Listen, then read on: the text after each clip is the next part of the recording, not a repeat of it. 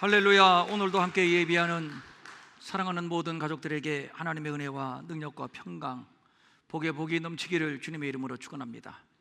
지난 주일에 우리는 나그네로 사는 그리스도인들의 표지가 되는 거룩이라는 주제를 함께 나누었습니다.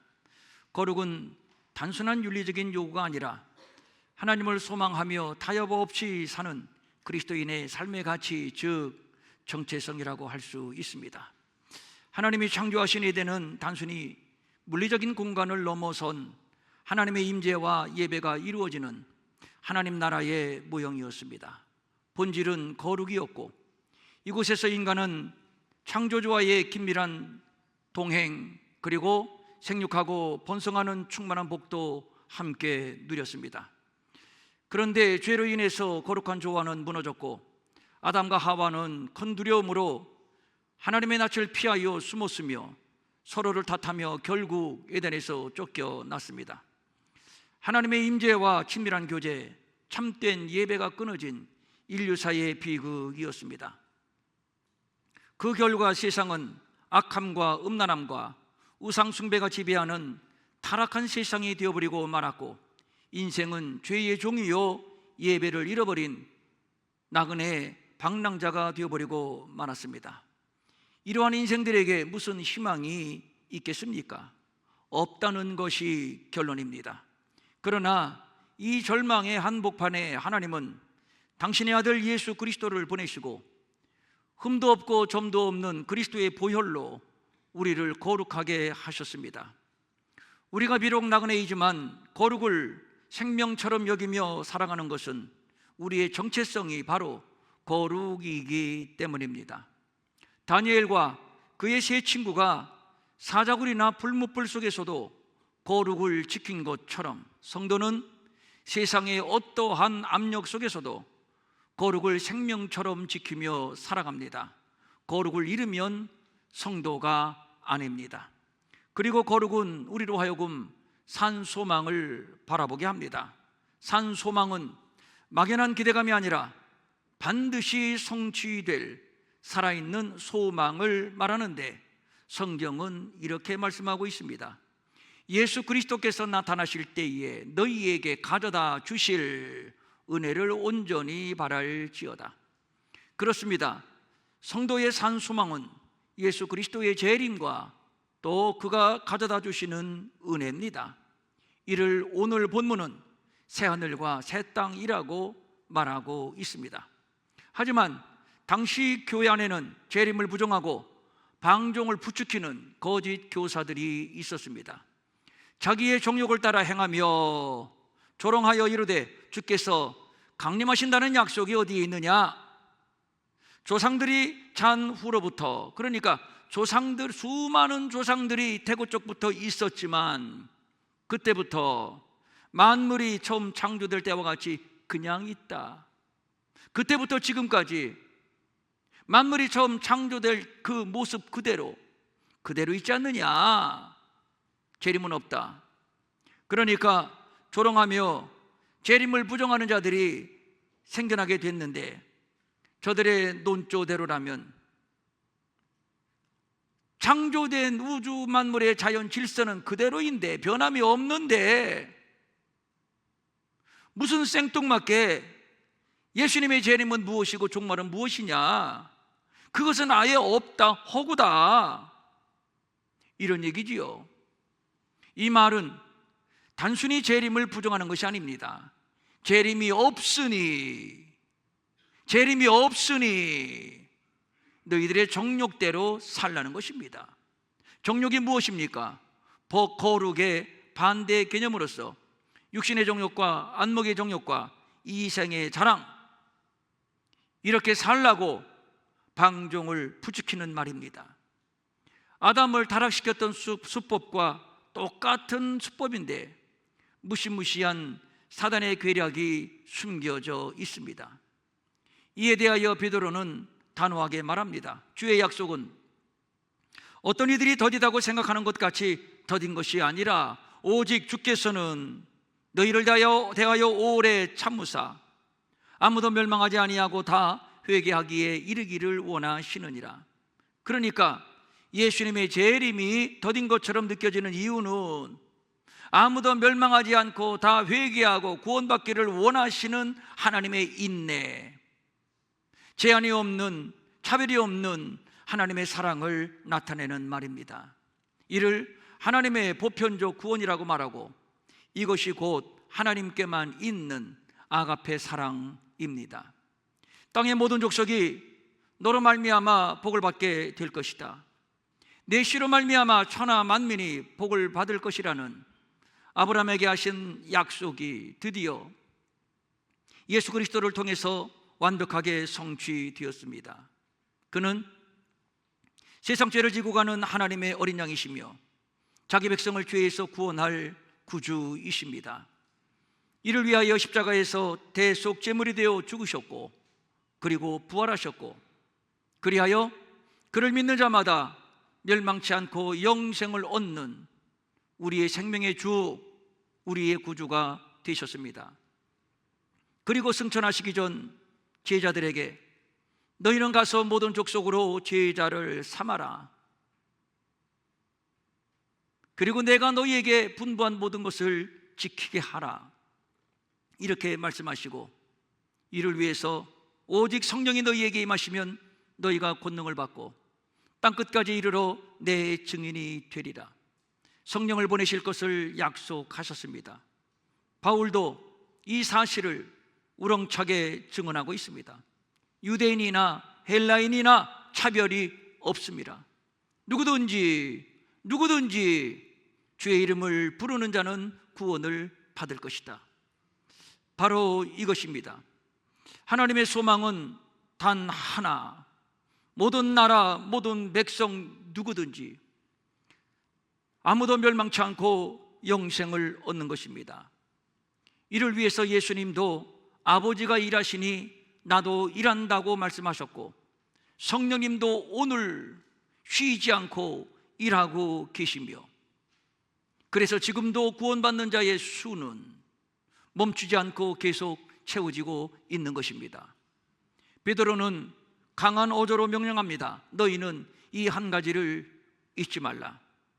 끊임없이 기억하라는 의미의 강조형입니다. 그러면 무엇을 잊지 말라는 건가요? 하루가 천년 같고 천년이 하루 같다는 이 사실입니다.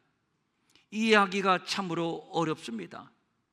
하루는 하루이고 천년은 천년인데 어떻게 하루가 천년 같고 천년이 하루 같다는 말인가요? 이런 얘기지요.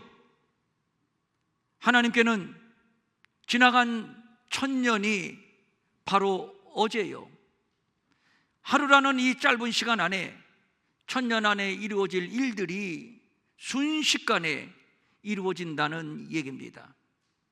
하나님의 시간은 인간의 길고 짧음의 개념을 초월하는 겁니다. 우리가 어렸던 시절에는 한평생을 사는 80년, 100년의 내 생애가 결코 오지 않을 것만 같은 아득한 시간으로 느껴졌습니다. 그런데 인생을 다 사신 어르신들이 하시는 말씀은 눈 깜빡할 새에 이렇게 세월이 지났어, 눈 깜빡할 새에 이렇게 늙었어, 이렇게 말씀합니다. 그래서 예시인도 주가 보시기에는 천년도 지나간 어제와 같고 긴 세월도 밤중에 한 시간과 같다고 고백을 했습니다.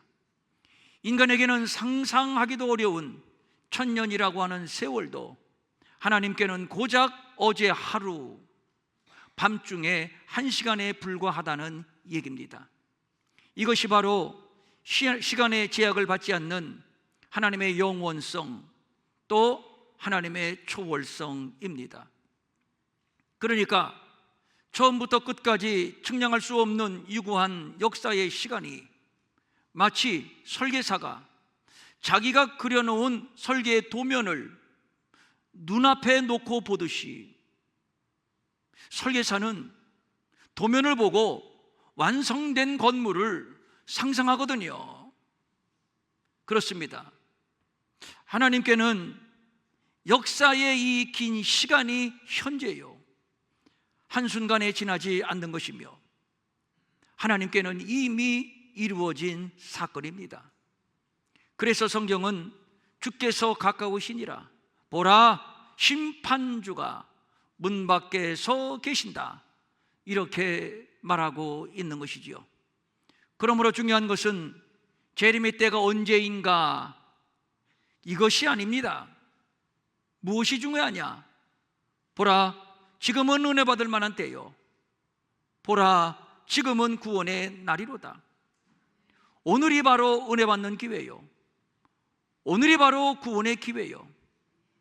그래서 오늘 부르심에 응답하여 회개하고 믿음으로 거룩하게 살아가는 것, 이것이 본질입니다. 결국 핵심은 하나님의 시간은 우리가 알 수 없는 신비이며 성도의 시간은 언제, 알 수 없는 언제가 아니라 바로 오늘입니다. 공부를 잘하는 아이와 조금 못하는 아이의 차이점이 있습니다. 잘하는 아이는 자기가 그날 공부해야 할 분량이 채워지기 전에는 절대로 잠을 자지를 않습니다. 반면에 공부를 좀 못하는 아이는 항상 내일부터 열심히 해야지, 다음 주부터 열심히 해야지, 그리고 열심히 계획만 세웁니다. 저는 목회생활 한 40년 했는데 내년부터는 술을 끊겠어요, 내년부터는 담배를 끊겠어요, 내년부터는 열심히 주일 성수하고 11조 열심히 하고 믿음 생활 열심히 하겠어요 라고 말한 사람 치고 실천한 사람을 아직 한 사람도 보지를 못했습니다. 우리의 영적인 삶도 역시 다르지 않습니다. 내일로 미루는 회개, 내일로 미루는 헌신, 이것이 습관이 되어서 결국에는 어떤 변화도 어떤 열매도 맺지를 못합니다. 지금 우리에게 주어진 오늘이라는 시간이 중요한 것입니다. 오늘이 이어져서 내일이 되는 것이고, 오늘을 잃어버린다면 내일도 우리에게는 주어지지 않는 것입니다. 그래서 예수님도 제자들에게 이렇게 말씀을 하셨습니다. 때와 시기는 하나님께서 자기의 권한에 두셨으니 너희의 알 바가 아니다. 신경 끊어라. 어차피 모르는 것 알려고 시간 낭비하지 말아라. 그리고 이어지는 말씀, 오직 성령이 너희에게 임하시면 너희는 땅끝까지 이르러 내 증인이 될 것이다.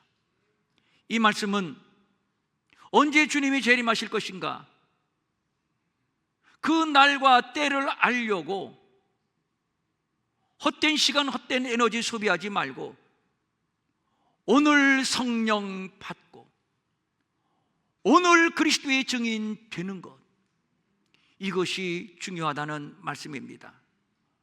재림에 관해서 베드로는 이렇게 언급할 뿐입니다. 주의 날이 도둑같이 오리니 그날에는 하늘이 큰 소리로 떠나가고 물질이 뜨거운 물에 부러지고 땅과 그 중에 있는 것 모든 일이 드러나게 될 것이다. 도둑은 예고하고 오지를 않습니다. 재림은 인간의 예상을 비웃듯 갑작스럽고 충격적으로 임합니다. 그래서 예수님도 재림의 때와 시기는 아버지의 고난이니 너희가 알 바 아니라고, 굳이 알려고 애쓰지 말라고 그렇게 말씀하셨던 겁니다. 그리고 베드로는 재림의 날을 주의 날이라고 말하고 있습니다. 이 표현은 구약 예언서 전반에 걸쳐서 반복되는 하나님의 결정적 개입의 날을 뜻하는데 구원의 날, 심판의 날이라고도 표현이 되고 있습니다. 따라서 예수님의 재림은 두 가지의 상반된 의미를 동시에 지니게 되는 것이죠. 거룩함으로 끝까지 믿음 지켜 승리한 성도들에게는 구원이 완성되는 날이고, 반면에 롯의 사위들처럼 농담으로 여기고 조롱하고 불신하는 자들에게는 곧 예수님의 재림이 심판의 날이 될 겁니다. 이스라엘 백성들과 애굽의 군대가 똑같이 홍해를 건넜지만 이스라엘에게는 구원의 길이 되었고 애굽 군대에게는 심판의 바다가 되었습니다. 1945년 히로시마와 나가사키에 원자폭탄이 투하됨으로 인해서 조선은 36년간의 식민지 생활에서 해방이 되었습니다. 그러나 반면에 일본은 그날 패망했습니다. 이렇게 한 사건이 두 결과를 드러내듯 주의 날도 역시 마찬가지입니다. 그날에는 하늘이 큰 소리로 떠나가고 물질이 뜨거운 불에 부러지고 땅과 그 중에 있는 모든 숨겨진 비밀들이 다 드러나게 될 것입니다. 하나님의 주권적 심판, 즉 세상의 마지막 종말을 말씀하는 것입니다. 그리고 요한계시록이 증언하는 바와 같이 결론적으로 처음 하늘과 처음 땅이 없어졌고 바다도 다시 있지 않더라. 처음 하늘과 처음 땅, 이것은 창세기 1장에서 창조하신 바로 그 하늘과 땅, 바로 그 바다를 말하는 것인데 곧 현존하는 피조세계 전체를 가리킵니다. 이 모든 것이 예수님의 재림과 함께 뜨거운 불에 풀어지고 녹아지고 떠나가게 될 겁니다. 이렇게 심판하시는 이유는 사단이 왕노릇하는 세상, 죄로 오염된 세상이기 때문입니다. 아담이 범죄한 이후에 하나님은 땅은 너로 말미암아 저주를 받고 그래서 땅이 내게 가시덤불과 엉겅퀴를 낼 것이다. 이렇게 하나님은 땅을 저주하셨습니다. 그렇습니다. 처음 하늘과 처음 땅은 죄로 오염이 되었고 그래서 창조 질서는 무너지고 부패했습니다. 그 결과가 가시덤불과 엉겅퀴를 내는 피의 역사를 만들어냈습니다. 이로 인해 온 세상이 공중의 권세 잡은 자 사단의 지배 아래 놓이게 되었고 그 결과 피조물이 다 이제까지 함께 탄식하며 함께 고통을 겪고 있는 것을 우리가 아느니라. 모든 피조물이 함께 탄식하고 모든 피조물이 함께 고통을 겪고 있는 것, 이것이 역사입니다. 생물과 무생물, 모든 피조물들이 예외 없이 탄식하며 고통을 겪고 있습니다. 실제로 피조세계는 지진, 화산, 태풍, 가뭄, 전염병, 생태계의 파괴와 같은 자연재해와 환경적 중병을 앓고 있으며 모든 생명체가 양육강식에 피말리는 죽음과 소멸이라는 운명 아래 신음하고 있습니다. 어디 그뿐인가요? 인간의 탐욕과 죄로 인한 전쟁, 폭력, 착취, 불평등과 차별 등등 정의와 조화의 질서가 완전히 파괴되었습니다. 그리하여 역사는 모두가 다 함께 탄식하며 모두가 다 함께 고통을 겪고 있는 것입니다. 하나님이 보시기에 심히 좋았던 처음에 창조된 거룩의 질서는 이제 어디에서도 찾아볼 수가 없습니다. 만약에 하나님이 이렇게 파괴된 피조 세계를 언제까지 방치한다면 하나님은 무능한 하나님이시며 세상은 더욱 패역하고 세상은 더욱 음란하여 하나님을 조롱할 것입니다. 그 정도밖에 안 되는 하나님이라면, 그 정도밖에 안 되는 하나님이라면 물론 우리의 하나님도 될 수 없습니다. 그러나 그럴 수는 없습니다. 하나님은 사탄을 심판하실 것이며 오염된 세상을 파괴하고 다시 처음에 하나님이 보시기에 심히 좋은 거룩한 그 나라를 회복하실 것입니다. 그 나라를 오늘 베드로는 새하늘과 새 땅이라고 말하고 있는 것이지요. 사실 새하늘과 새 땅이라고 하는 용어는 베드로의 창작 용어가 아닙니다. 이미 이사야도 이렇게 말한 바가 있습니다. 보라, 내가 새하늘과 새 땅을 창조하나니 이전 것은 기억되거나 마음에 생각나지 아니할 것이다. 그리고 요한계시록도 말하고 있습니다. 보호자에 앉으신 이가 이르시되 보라, 내가 만물을 새롭게 하노라. 즉 새로운 세계의 창조를 말하는 것인데, 그 나라의 본질에 대해서 계시록은 좀 더 자세히 설명해 주고 있습니다. 보라, 하나님의 장막이 사람들과 함께 있음에, 하나님의 장막, 오염된 사단의 왕노릇하는 이 세상 장막을 말하는 것이 아닙니다. 하나님의 장막, 베드로의 표현대로라면 새하늘과 새 땅, 이것이 사람들과 함께 있음에 하나님이 그들과 함께 계시리니 그들은 하나님의 백성이 되고 하나님은 친히 그들과 함께 계셔서 하나님은 우리의 하나님이 되고 우리는 그의 백성이 되고, 여기에서 예배가 이루어지고, 타락하기 전에 하나님과 아담이 친밀감을 이루어 예배했듯이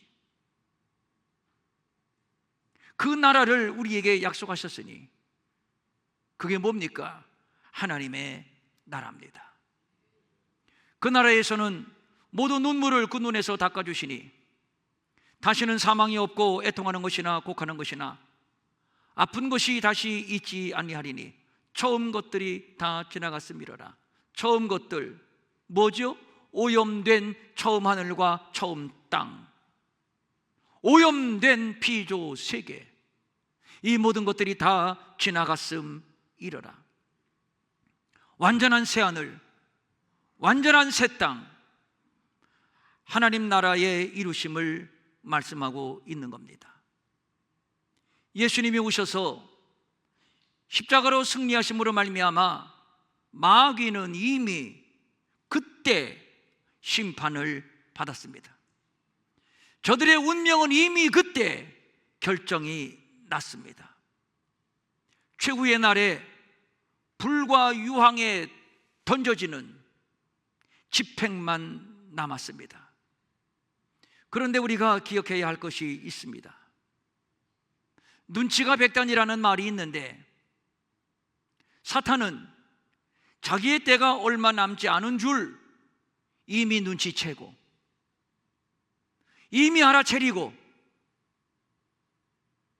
하나님의 계명을 지키며 예수의 증거를 가진 자들과 더불어 싸우려고 바다 모래 위에 서 있습니다.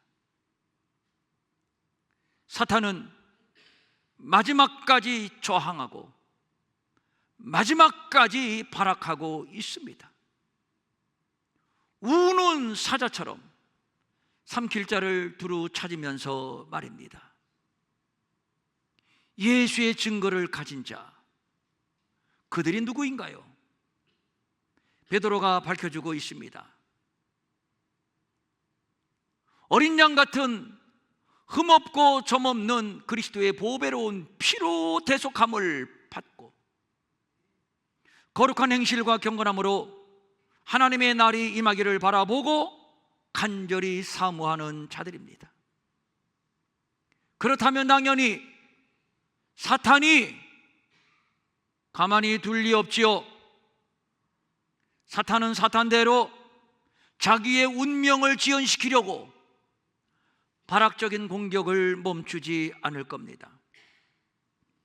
마지막 때가 가까울수록 더욱 그럴 것입니다. 이러한 때에 우리에게 요구되는 것은 거룩한 행실인데, 거룩한 행실, 이것은 하나님의 성품을 반영하는 우리의 삶의 전반을 가리키는 것이며, 그리고 경건함입니다. 경건함은 하나님을 경외하는 예배적인 삶을 말하는 것입니다. 그렇습니다. 얼마 남지 않았습니다. 찰칵찰칵 역사의 시계가 마지막 끝자락을 달리고 있습니다. 정리하여 사단이 왕노릇하는 악한 세상, 불신과 우상 숭배의 세상에서 우리가 비록 나그네로 살지만 예수님의 보혈로 대속함을 받은 거룩한 하나님의 백성이라는 정체성을 굳게 붙들고, 우리가 웃으면서 하는 얘기가 있잖아요. 멸치도 뼈대 있는 가문이라고 자부심을 갖는다는데, 우리 하나님의 백성들 아닙니까? 어떻게 구별된, 거룩하게 구별된, 이것이 우리의 정체성이고 이것이 우리의 자부심이고, 이 거룩함의 정체성을 굳게 붙들고 하나님을 경외하는 예배적인 삶, 그리고 십자가의 길을 따르는 삶을 말하는 것입니다. 여기에 하나를 더 추가합니다. 그날이 임하기를 바라보고 간절히 사모하라. 간절히 사모하라. 이 말은 재촉한다라고 하는 의미인데, 우리는 거룩함과 경건함으로 그 날을 바라보고, 그 날, 예수님의 재림, 그 날을 바라보고 그리고 재촉하며 나아가는 자들입니다. 좌고 우면 흔들림 없이 오직 믿음의 주여 온전케 하시는 이 예수만 바라보고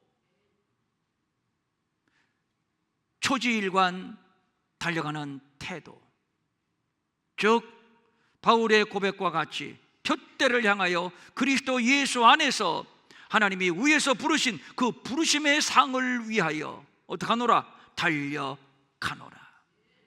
여기서 달려간다, 이 말이 목표를 향해서 급하게 추격한다, 목표를 향해서 급하게, 요즘 우리가 쓰는 말로 좀 바꾼다면 전투적으로 달려간다, 재촉한다, 바로 이런 뜻입니다.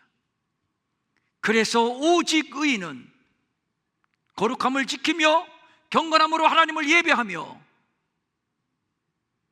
믿음으로 사는 것입니다.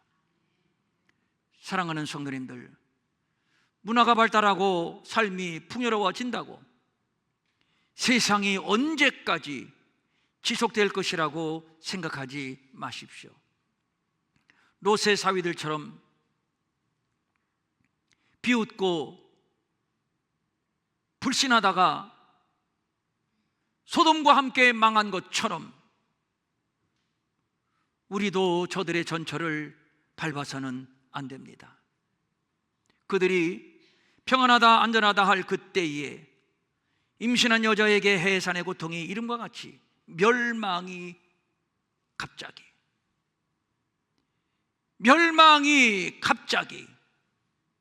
그들에게 이르리니 결코 피하지 못하리라. 거짓된 평화와 안일은 사탄의 상투적인 함정입니다. 사단에게는 전혀 진실이 없는, 그는 거짓의 압입니다.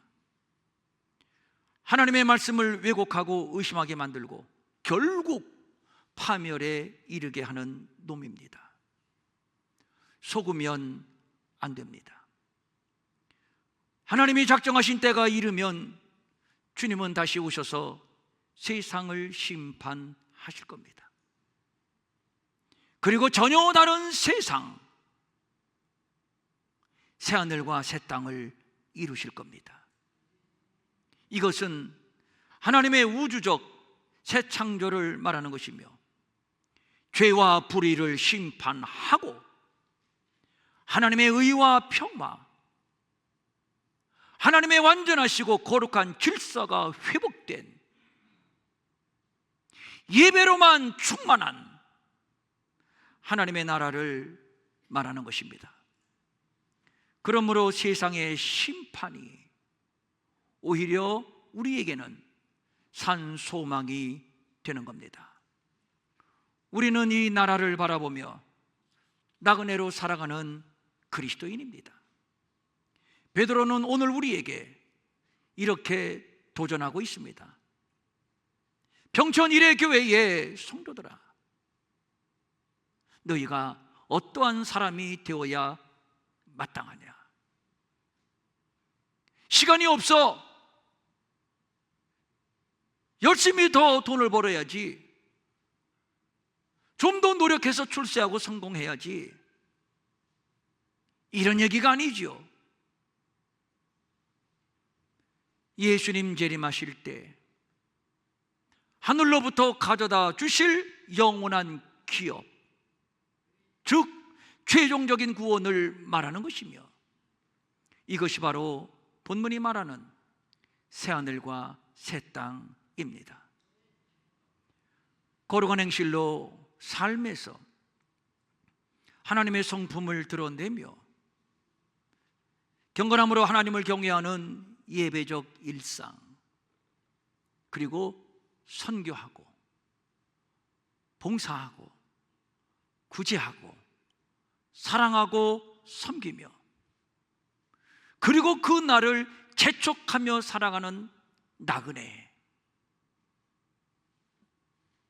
이것이 바로 이 말세를 사는 성도들의 탁월한 삶입니다. 우리는 이 날을 바라봅니다. 현재의 고난은 장차 우리에게 나타날 영광과 좋게 비교할 수 없다고 했으니, 사랑하는 성도님들, 그때까지 조금만 더 참고 조금만 더 견디며 경건한 거룩한 행실과 경건함으로 우리는 이 나그네의 길을 갈 것입니다. 흠도 없고 점도 없이 평강 가운데 주님 오심을 기다릴 것입니다. 비록 우리가 가는 이 길이 좁은 길이요, 십자가의 길이지만 너무도 좁고 협착해서 많은 사람들이 이 길을 가기를 포기하지만, 그러나 우리는 오직 이 길을 갈 것이니, 이 길은 생명의 길이기 때문이요, 예수님의 재림을 향해서 나아가는 재촉하는 우리의 걸음이기 때문입니다. 이것이 새하늘과 새 땅을 바라보며 살아가는 성도들의 산 소망입니다. 우리 평촌 일회교회는 주님 예수 재림하시고 우리가 예수님을 만날 때까지 이 믿음의 역사를 멈추지 않을 것입니다. 우리의 소망은 이 땅, 이 세상에 있지 않습니다. 재림을 바라보며 재촉하며 나아갈 것입니다. 거룩한 행실과 경건함으로 하나님의 의를 이 땅에 이루어드리며, 그리고 훗날 우리 주님을 만나 배울 때 잘했다고, 수고했다고 칭찬을 듣는다면 우리는 여한이 없습니다. 우리 함께 힘있게 이 믿음의 역사 이루며 달려가십시다. 아멘. 찬송 한 장 아무리 바빠도 불러야 되건데요. 일어서지 마시고 아까 불렀던 찬송인데 492장 방송실 자막 준비해 주시고요. 492장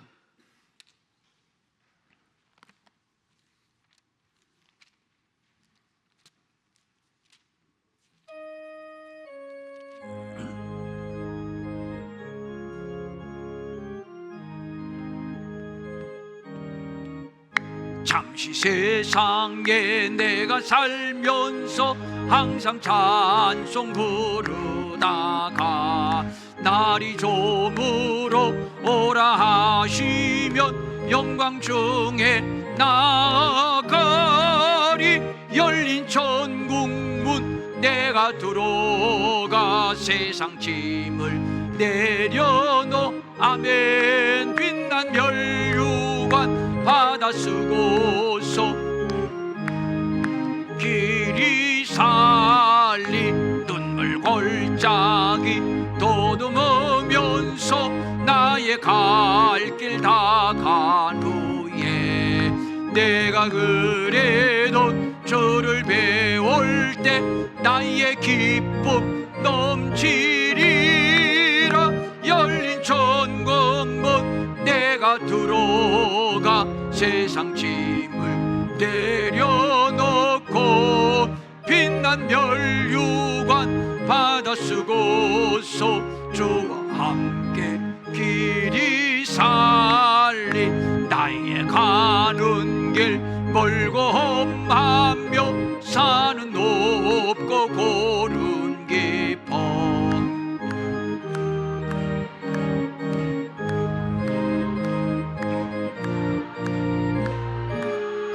머리 열린 천국문 내가 들어가 세상 짐을 내려놓고 빛난 멸류관 받아 쓰고서 주와 함께 길이 살리.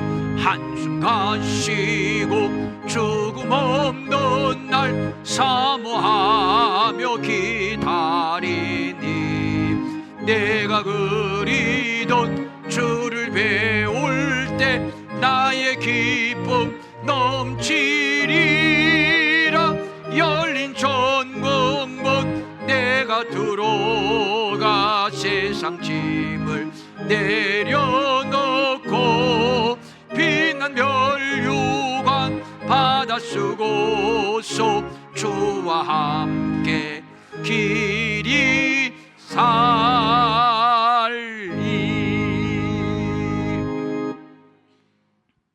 다 같이 일어나셔서 아무리 바빠도 3절 4절은 한 번 더 부르겠네요. 불러야 되겠네요. 뭐 6층에서 밥도 주겠다, 그죠? 3절 4절 은혜가 되네. 힘있게 박수하면서 한 번 더. 나의 가는 길 멀고 험하며 산은 높고 고른 깊어. 고난 나의 몸 쉴 곳 없어도 복된 날이 밝아오리. 열린 천국문 내가 들어가 세상 짐을 내려놓고 빛난 멸류관 받아 쓰고서 주와 함께 길이 살리. 한숨 가시고 죽음 없는 날 사모하며 기다리니 내가 그리던 주를 아멘. 나의 기쁨 아멘 아멘 아멘. 열린 천국문 내가 들어가 세상 짐을 내려놓 아멘. 빛난 평관 받아 쓰고서 주와 함께 길이 살리.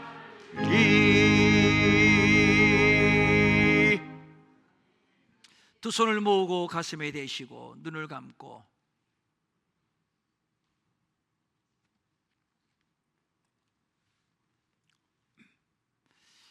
오늘 베드로 사도가 우리에게 강력하게 아주 충격적인 도전을 주십니다. 이 마지막 때를 살아가는 평촌 이레교회의 성도들아, 너희가 과연 어떠한 사람이 되어야 마땅하겠느냐? 거룩한 행실과 경건함으로 주의 날에 임하기를 바라보고 간절히 사모하라. 달려나가라. 적극적으로 취하라.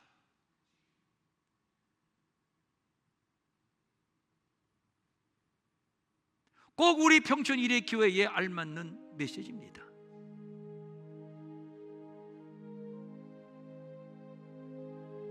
우리의 소망은 지금 여기 이 땅에 있지 않습니다. 우리가 재촉하며 쏜살같이 달려나가는 그 지점, 예수님의 재림과 함께 가져다 주실 하늘의 기업, 새하늘과 새 땅, 하나님의 나라,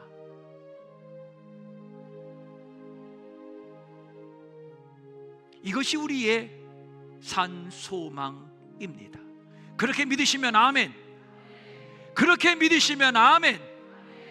그러니까 우리가 이 땅에 살면서 작은 일에 마음 빼앗기고 독소를 토해내고 금방 내 인생 망한 것처럼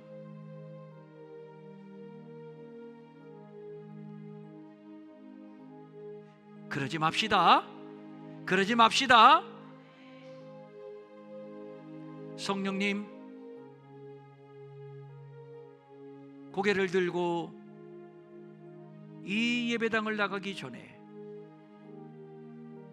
한 번 더 충만하게 우리 가운데 임하소서. 기름을 부으소서. 채우소서. 부으소서. 무엇이 옳고 무엇이 그르고 무엇이 진짜이고 무엇이 가짜인지 분별할 수 있는 지각을 주시고 좌로 우로 치우치지 말고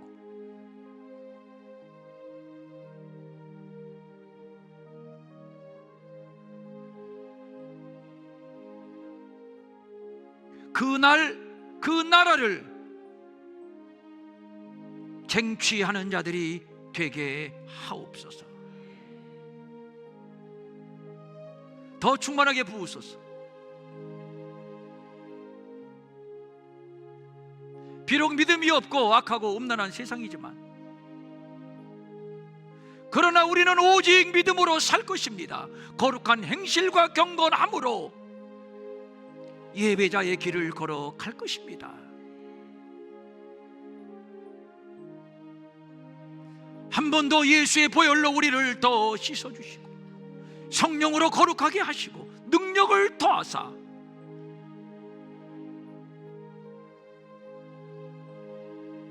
세상을 이기게 하시고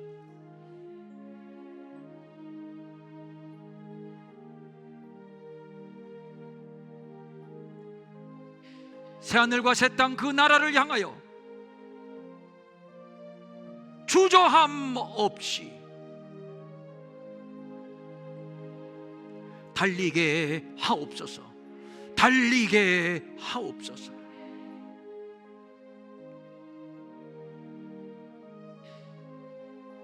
성령님,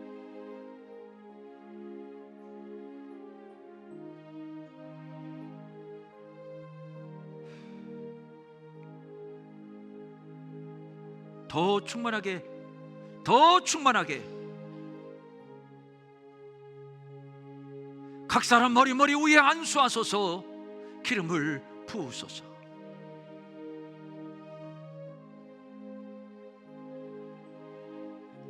약한 자를 강하게 하시고 불평이 떠나가고 감사로만 충만하게 하시고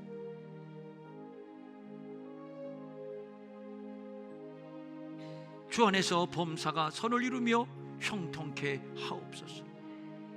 좁은 길 비록 협잡한 길이지만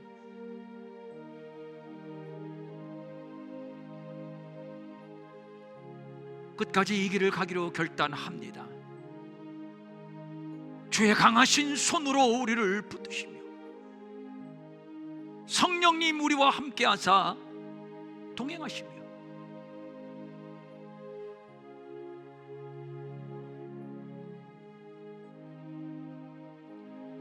마지막 큰 싸움에서 승리하는 우리 모든 지체들 되게 하옵소서. 간절한 소망을 가지고 각종 예물을 주님 앞에 올립니다. 주일헌금, 주정헌금, 11조 선교헌금, 감사헌금, 여러 가지 기도 제목을 적어서 주님 앞에 올려드리는 헌금들이 있습니다.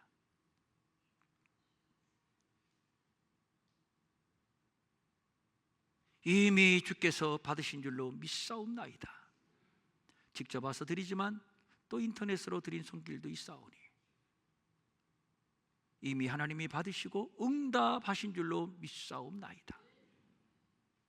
주신 것에 감사하며 하나님이 주신 거룩한 비전으로 열방을 바라보며 흐르게 하는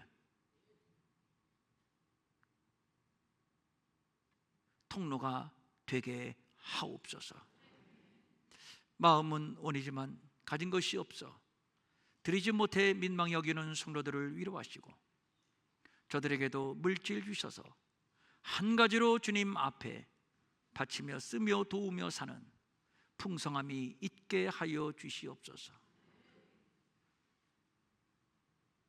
이제는 우리 주 예수 그리스도의 은혜와 하나님 아버지의 무한하신 사랑과 성령님의 감동하시고 위로하시고 안위하시고 능력 주시고 형통케 하시며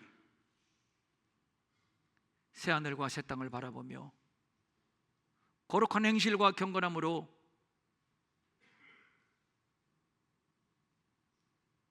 달려나가는 사랑하는 모든 성도들 머리 위에 영원히 함께하옵시기를 간절히 축원하옵나이다. 아멘.